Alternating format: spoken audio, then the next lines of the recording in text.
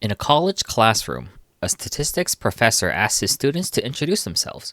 Dong-Jin goes first and wants to use statistics to solve a personal life problem. They are then awkwardly interrupted by another student, Jung-hyuk. At the cafeteria, his friends mention that Jung-hyuk is standoffish and antisocial, calling him a psychopath. Dong-Jin remembers Mi-Jung and, determined not to make anyone feel excluded, he tries to be friends with him, making small talk and giving him small gifts. And when Dong-Jin suggests eating out for lunch, Jung-hyuk finds it rather annoying and just wants to be left alone. Dong-Jin apologizes for making him uncomfortable, but he tells him the truth, as Jung-hyuk reminds Dong-Jin of someone he once knew and has regrets for not having the courage to do something about it. At the restaurant, Dong-Jin and Jung-hyuk eat at separate tables and they get to know each other. Dong-Jin works at several part-time jobs to pay for his tuition, books, and even CSAT exam preps. Jung-hyuk finds it odd that he's taking the CSAT again, but Dong-Jin explains that it's for someone else. As they finish up, Dong-Jin immediately starts his work shift at the restaurant. As the school semester continues and before the school break begins, Jung-hyuk and Dong-Jin get part-time jobs together, officially marking the beginning of their friendship. During school break, he goes back home and visits his mother, and there, he learns that Mi-Jung's father passed away, and when a guy went to console her, he was attacked by a wild boar on his way back home. Dong-Jin scolds his mother for believing those lies and discovers that she was forced out of town.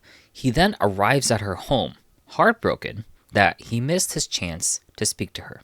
When school starts again, Dong-Jin's professor asks him if he's serious about his major. When he confirms, the professor elaborates on his paper on the witch. Instead of already concluding that the witch was not cursed, he asks him to rewrite it and compare information to other regions in South Korea to prove this theory. As he researches and cross-references information, he concludes that the only common factor between all of the accidents was Park Mi-Jung. Later, Jung-hyuk encounters a broken Dong-Jin in the rain. There was no hope. He was wrong. He failed. Years have passed, and Jung-hyuk becomes a detective, and Dong-Jin works as a data miner.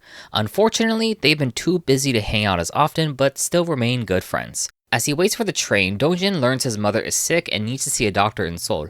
He visits her frequently, but her condition doesn't get any better.